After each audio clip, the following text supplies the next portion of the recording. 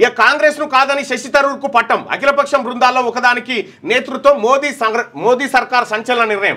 మండిపడ్డ కాంగ్రెస్ నేత జైరాం రమేష్. కాంగ్రెస్లో ఉండడం వేరు, కాంగ్రెస్తో ఉండడం వేరని వ్యాఖ్య. దౌత్య ప్రచారానికి ఎంపీలతో 7 బృందాలు. ఇండియా కూటమి నుంచి 3కి నేతృత్వం. ప్రపంచవ్యాప్తంగా పాకును ఎండగట్టడం లక్ష్యంగా.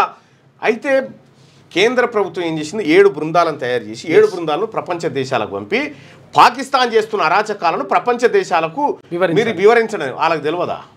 ఇవాళ అమెరికాలో ఉన్నటువంటి వ్యక్తితో ఇప్పుడు ఫోన్లో మాట్లాడవచ్చు, వీడియో కాల్లో. ఒకటే క్షణంలో ప్రపంచం అంతా చూస్తూనే ఉంది పాకిస్తాన్ ఏం చేస్తూ ఉందో.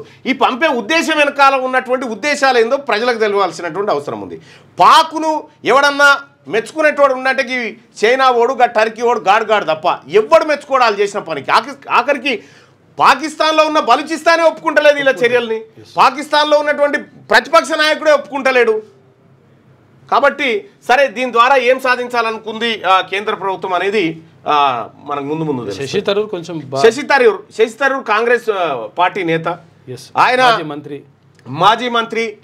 ఆయన గతంలో కేరళకు నరేంద్ర మోడీ గారి పర్యటన సందర్భంగా ఎయిర్పోర్ట్లో ఆయనకు స్వాగతం పలకడానికి పోయినటువంటి సందర్భంలో ఆ లవ్ ఎఫెక్షన్ పెరిగినట్టుంది.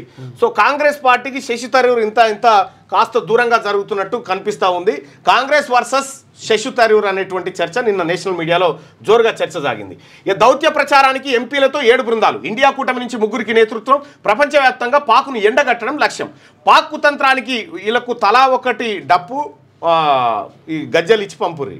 ఏం చేసారు అనేది. ఎందుకంటే ఊర్లే ఇప్పుడు ఏదన్నా ఒకటి ఊరంతా ప్రచారం చేయడానికి మనం సాటింపేస్తాం కదా, అవి ఇచ్చి పంపురీలకు. పాక్ కుతంత్రాలను ప్రపంచానికి చాటి చెప్పేందుకు భారత్ దౌత్య యుద్ధాన్ని ఆరంభించింది. అయితే కాంగ్రెస్ పార్టీ ప్రతిపాదించిన 4 పేర్లను కాదని ఓ బృందానికి కేంద్ర ప్రభుత్వం శశి థరూర్ను ఎంపిక చేయడం ఇప్పుడు వివాదాస్పదంగా మారింది.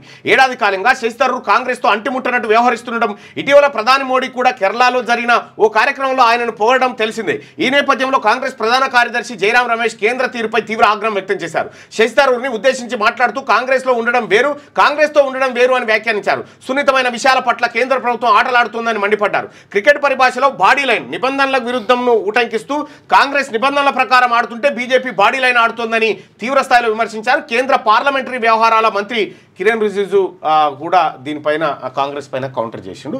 సో ఇది కాంగ్రెస్ పార్టీని ఒక అందుకు ఇక్కడ దేశం వ్యవహారం తీసుకొచ్చి కాంగ్రెస్ పార్టీని దెబ్బగొట్టే కార్యక్రమం. తర్వాత ఇంకోటి ఇప్పుడు ఏం చెప్తారంటే, ఇప్పుడు ఒకవేళ శశి థరూర్ ఎందుకు చెప్తారంటే ఈయన ఐక్యరాజ్య సమితిలో పనిచేసిండు. తర్వాత ఇక్కడ అంతర్జాతీయ సంబంధాలపైన ఈయనకు అవగాహన ఉందని చెప్తారు. ఆయన కంటే ఎక్కువ పని చేసిన వాళ్ళు ఉన్నారు. క్యూ న్యూస్లో పనిచేయటకు వీడియో ఎడిటింగ్ మరియు SEOలో అనుభవం గల జూనియర్ ఎడిటర్స్ కావాలను సంప్రదించవలసిన నెంబర్ 8688926084.